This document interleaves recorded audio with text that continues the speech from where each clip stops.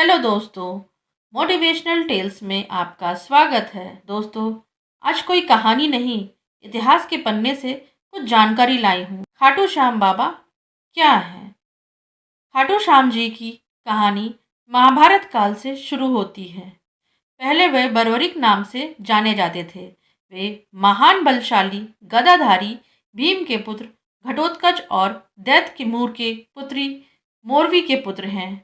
बाल्यावस्था से ही वे वीर और महान योद्धा थे।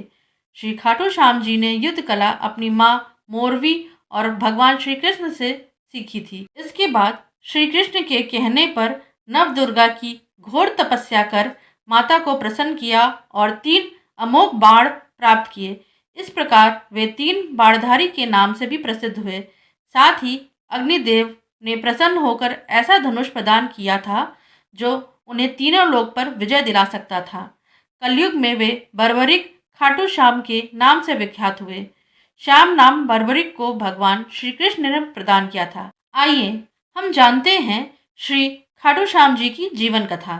श्री खाटू श्याम जी का इतिहास जानने के लिए एक बार फिर महाभारत की कथा में चलते हैं। जैसा कि आपने पढ़ा, बर्बरिक को तपस्या के बाद माँ दुर्गा से 3 अमोघ बाण और अग्निदेव से धनुष प्राप्त हो चुका था। इधर कौरवों और पांडवों के बीच महाभारत का युद्ध चल रहा था। इसकी जानकारी बर्बरिक को मिली। इस पर उन्होंने भी युद्ध में शामिल होने की इच्छा जताई और अपनी माँ से आशीर्वाद प्राप्त करने पहुँचे। इस दौरान बर्बरिक ने माँ को हारे हुए पक्ष का साथ देने का वचन दिया। बर्बरिक अपने नीले रंग के घोड़े पर सवार होकर 3 बाण और धनुष के साथ कुरुक्षेत्र की ओर चल पड़े। जब सर्वव्यापी भगवान श्री कृष्ण को मालूम चला कि बर्बरिक महाभारत के युद्ध में शामिल होने के लिए निकले हैं, तो उन्होंने बर्बरिक को रोकने की योजना बनाई। श्री कृष्ण जानते थे कि बर्बरिक हारे हुए पक्ष की ओर से लड़ने के लिए निकले हैं, तो महाभारत के युद्ध में कौरवों की हार निश्चित है। ऐसे में बर्बरिक कौरव पक्ष की ओर से लड़ेंगे तो परिणाम कुछ और ही होंगे। ऐसे में श्री कृष्ण ब्राह्मण का भेष धारण कर बर्बरिक के समक्ष उपस्थित हुए और उन्हें रोककर उनके बारे में जाना। जब बर्बरिक ने स्वयं के युद्ध में जाने के बारे में बताया तो श्री कृष्ण ने उनकी हंसी उड़ाई कि मात्र 3 बाण लेकर वे महाभारत का युद्ध लड़ने जा रहे हैं। इस पर बर्बरिक ने बताया कि ये 3 बाण कोई सामान्य बाण नहीं है। एक बाण से ही युद्ध में विजय प्राप्त की जा सकती है। इस पर श्री कृष्ण ने उन्हें वहां मौजूद एक पेड़ के पत्तों को भेद कर दिखाने की चुनौती दी। बर्बरिक ने चुनौती स्वीकार कर ली और अपने तुरीण से एक बाण निकाला और पेड़ के पत्तों की ओर चलाया। बाण ने क्षण भर में ही पेड़ के सभी पत्तों को भेद दिया और इसके बाद श्री कृष्ण के पैर के इर्द गिर्द चक्कर लगाने लगा, क्योंकि एक पत्ता श्री कृष्ण ने अपने पैर के नीचे छुपा लिया था। इस पर बर्बरिक ने श्री कृष्ण से पैर हटाने के लिए कहा, नहीं तो ये बाण उनके पैर को भी भेद देगा। इसके बाद श्री कृष्ण ने बर्बरिक से पूछा कि वह युद्ध में किस ओर शामिल होंगे। इस पर बर्बरिक ने अपनी माँ को दिए वचन को दोहराते हुए निर्बल और हारे रहे पक्ष की ओर से लड़ने की बात कही। इस पर श्री कृष्ण ने बर्बरिक से दान की अभिलाषा व्यक्त की। इस पर बर्बरिक ने उन्हें दान का वचन दिया और दान मांगने को कहा। ब्राह्मण वेश धारण किए श्री कृष्ण ने बर्बरिक से शीश यानी सिर का दान मांगा। बर्बरिक ने फागुन माह की द्वादशी को अपने शीश का दान दिया था। इस कारण वे शीशदानी भी कहलाए। अब बात दिमाग में आती है कि खाटू श्याम कैसे बने, तो इसे भी आइए आज जानते हैं कि दरअसल बर्बरिक ने ब्राह्मण रूप धारण किए श्री कृष्ण से उनके वास्तविक रूप से अवगत कराने का अनुरोध किया।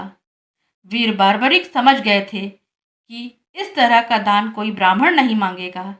इस पर श्री कृष्ण अपने वास्तविक रूप में आए और महाभारत युद्ध में युद्ध से पूर्व भूमि पूजन के लिए किसी क्षत्रिय के शीश की आहुति की बात कही। इस पर बर्बरिक ने वचन अनुसार अपना शीश दान स्वरूप देने के लिए हामी भर दी, किंतु साथ में उन्होंने महाभारत के युद्ध को देखने की प्रार्थना भी की, जिस पर बर्बरिक के कटे शीश को युद्ध भूमि के समीप ही एक पहाड़ी पर सुशोभित किया गया, जहां से बर्बरिक ने महाभारत का पूरा युद्ध देखा।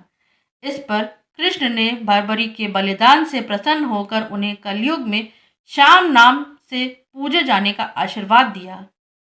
आइए बर्बरिक के खाटू श्याम बनने की कहानी भी जानते हैं।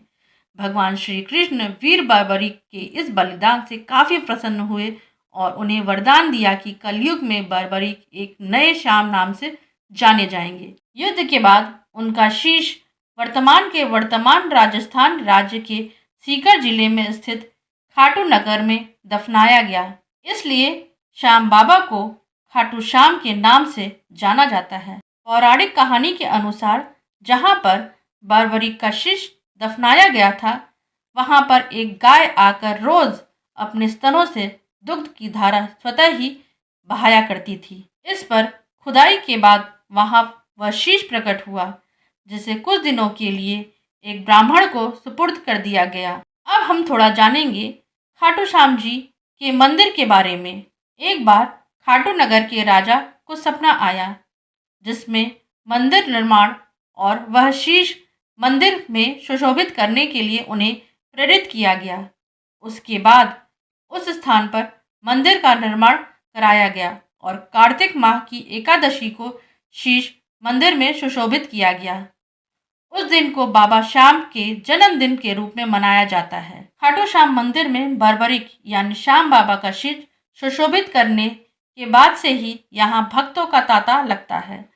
खाटू श्याम जी को उनके भक्त हारों का सहारा पुकारते हैं, क्योंकि उनका विश्वास है कि बाबा श्याम हारों के जीवन में खुशियां भरते हैं। यहाँ हर साल लाखों भक्त खाटू श्याम के दर्शन के लिए पधारते हैं और अपनी मुरादें पूर्ण करके जाते हैं। दोस्तों, मैंने आज जो जानकारी दी है वो ईश्वर की महिमा का कण मात्र भी नहीं, क्योंकि हमारे जीवन और सब जीवों का पूरा रोड मैप तो ईश्वर के हाथों में जाने कब से है। यदि आज ईश्वर हमारी प्रार्थना सुन रहा है तो उससे दिल से प्रार्थना है कि हम सब तुच्छ जीवों पर अपनी कृपा सदा बना रखें। जय खाटू श्याम बाबा जी की।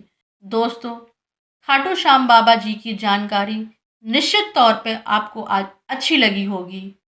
इसे ज़्यादा से ज़्यादा लाइक करें, अपने दोस्तों में शेयर करें और चैनल पर नए हो तो सब्सक्राइब करके ही जाइएगा,